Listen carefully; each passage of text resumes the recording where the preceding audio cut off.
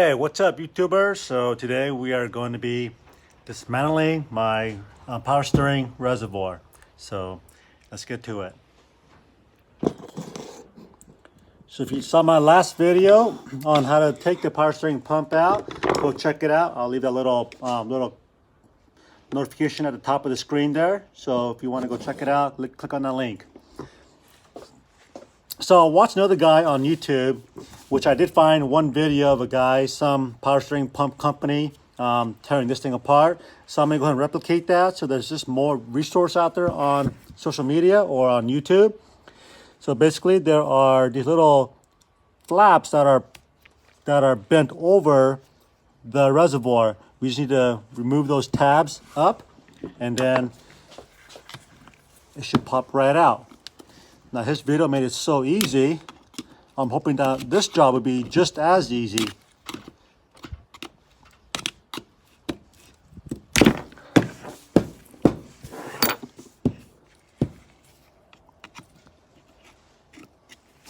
I'm going to get a little smaller screwdriver. Here we go.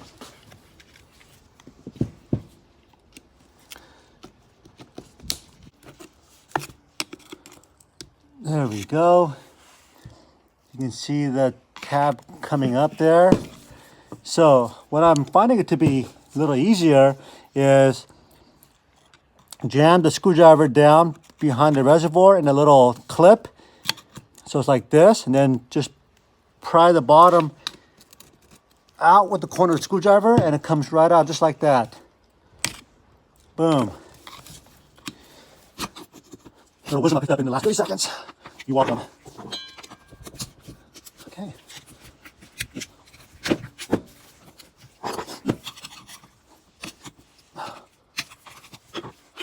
Okay, I think that looks pretty good. All the tabs are up. Okay.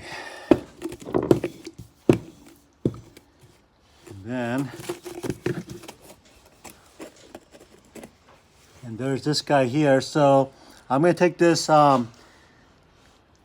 rubber gasket down to Napa and see if they can't replace this, because I feel like I've seen some fluid coming out of this part of the reservoir. So I want to make sure that seal is good. Okay. Then when you pull that out, it looks like this. Looks like a big coffee can. All right, now this part, I'm not really sure. Because one on YouTube, it was a different diaphragm inside. This looks totally different. But you can see all the particles in there on the trap. So it's working. There's a filter there at least. And on the other video, they had to pull it from one side and bend it out like this. So I'm gonna try and do the same thing. I'm gonna grab this end because I know there's a little hole on the filter there. You can probably see like a little, let me get a better light here. Where's my light?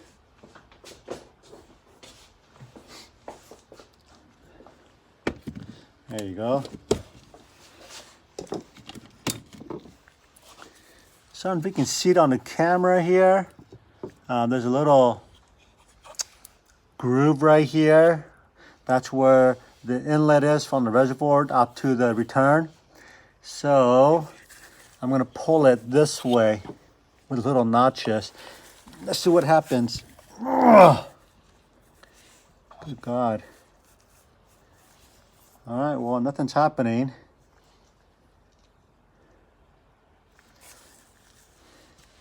You know, I think that I'm just going to clean. There's a lot of debris on top of the screen here because I don't want to break that. Because I don't know what I'm doing, and I can't find really good resource out there that shows me how to pull that filter out. And it looks super thin, but you can see through the screen to the bottom of the reservoir, it looks really clean in there. It's just the top that's dirty. And I'm looking down through the barrel here as well. It looks pretty darn clean actually. So I'm gonna just clean this up, and hopefully that's all I gotta do. and replace this seal on this lid. So let me go and do that, and I'll be right back. I got that screen cleaned up pretty good. I'm just using a paper towel here to get it out, and I blew a little bit of air in there as well. Trying to be very careful with that filter. I don't know if you guys can see. Pretty good. Okay. So the next thing I wanted to do is replace the seal on this cap right here, and this is what it looks like. Just your typical seal. And then on my filler cap as well, it's not fitting so tight, so I want to go ahead and take this down to Napa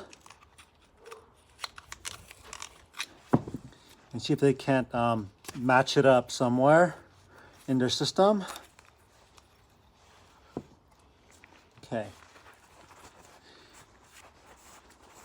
Because I noticed also the filler cap was kind of loose. It didn't really fit so tight on there. And I want to show you guys something really cool here that I didn't notice until recently. On the filler cap, it says Toyota with a D, Toyota. So as many of you guys might know or may not know, it was the Toyota was called Toyota in Japan. And then when they brought the truck or the car into the American market, they said that we Americans would have a hard time pronouncing this D, TRDA. So they replaced the D, or got rid of the D actually, and replaced it with a T, and now it's called Toyota. So there you go. And then this little T emblem, that's pretty cool. You don't see that very often.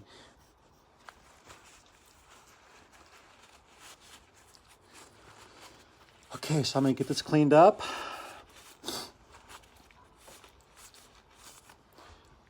Okay, so I'm gonna go down to Napa right now and see if they got these rubber pieces. Go buy more power steering fluid. And just to recap, I'm going to use this aftermarket power steering pump with my OEM reservoir, and I will be right back. All right, guys, so welcome back. I want to share with you guys what I've been working on here for the last couple days, actually. So earlier in the video, I was talking about replacing these gaskets, and they're kind of tough to find. So what I did was I got some of these RTV silicone maker, and what I did is I took out this gasket here. I'll just show you guys. And I should have recorded this, and I didn't, so I apologize for that.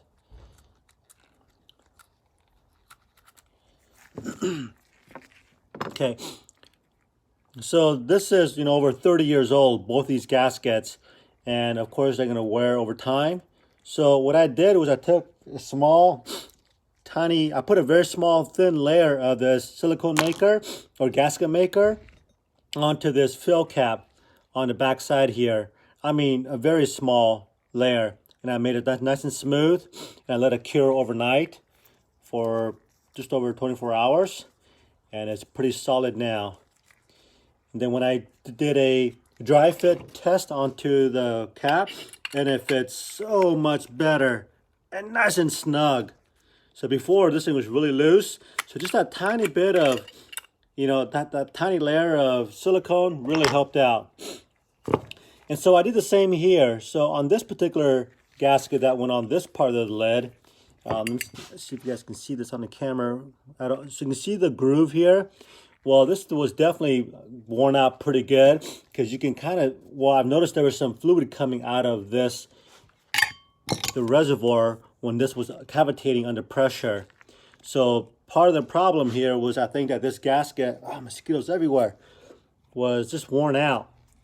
So what I did is I took the same thing here, this RTV gasket maker, and put a very small layer all the way around on the inside, so that when I compress it on here with this lid, it should fit a little bit tighter. And that should help with it coming out of this part of the reservoir. So that's what I'm hoping for. So now let's go ahead and put this back together.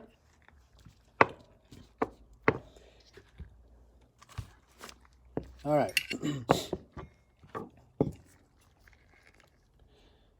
So there's really no specific way you got to put this on. Just make sure that gasket's on there nice and good. It's not binding anywhere. We're just going to set it on here like so. Flip it upside down, and we're going to go ahead and push these little notches back onto the reservoir. So first we'll just go ahead and try this with a screwdriver. That's not going to work. Let me grab a little hammer here.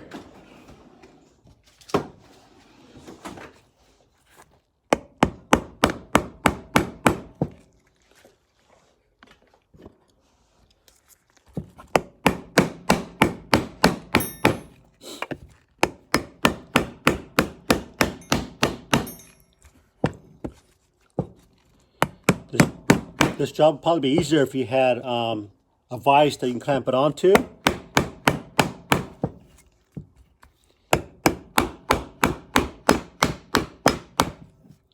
So if somebody wants to send me advice, that'd be sweet.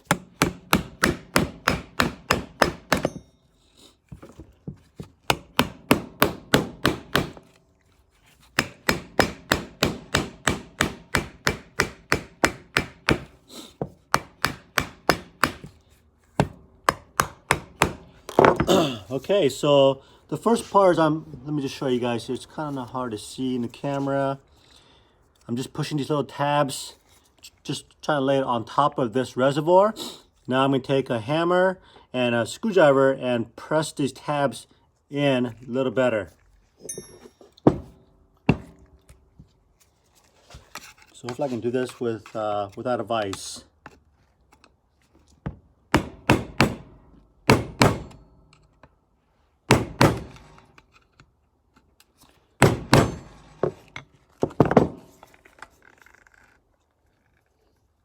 Okay, seems to look okay.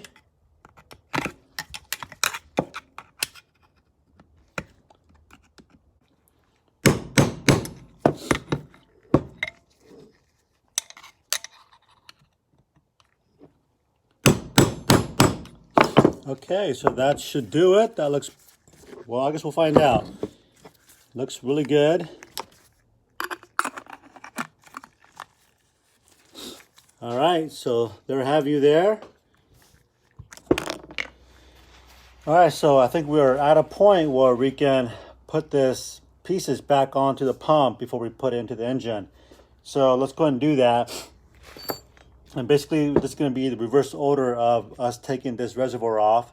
So we're going to need to take this center bolt off. Let me get an impact wrench on here. This is a 14 mil.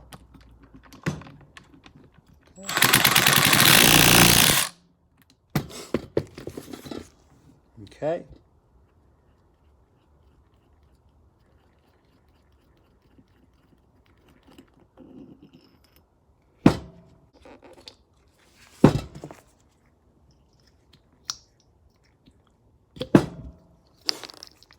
Okay, so just a little protective cap that goes on top of the pump. And we're going to take a little bit of existing oil. Grab some of this on my finger. This is power steering fluid, by the way. And I'm going to take this. I'm just going to lubricate just a little bit around the gasket here. Kind of helps form a little better seal.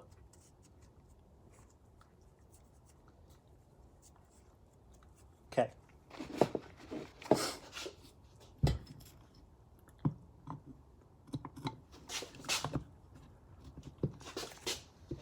And then push down. Oh. Okay, so when I pushed down the second time, I felt I can feel that washer kind of locking in place. So I think that's good. Then we're going to go ahead and put this center bolt back in.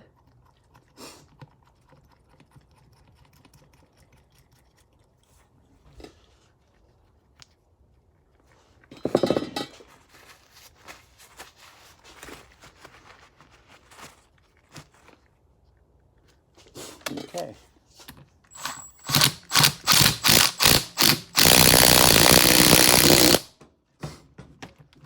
Look like a 10 millimeter. Yeah.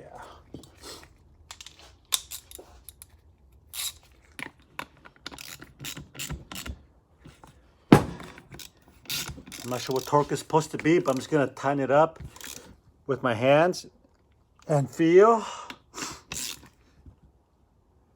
Use the old Asian persuasion. Okay. Okay. Let's take this off and see what this is all about. Okay.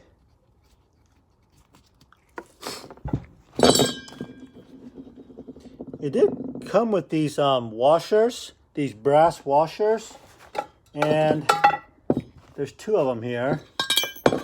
Here it is.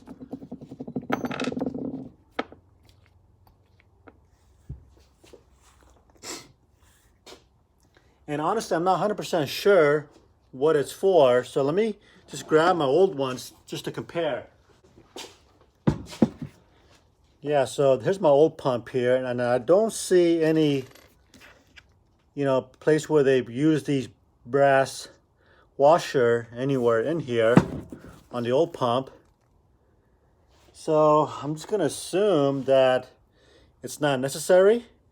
It may be for like a different model application, but I don't think it's for this. So I'm just gonna discard this for right now and keep moving forward.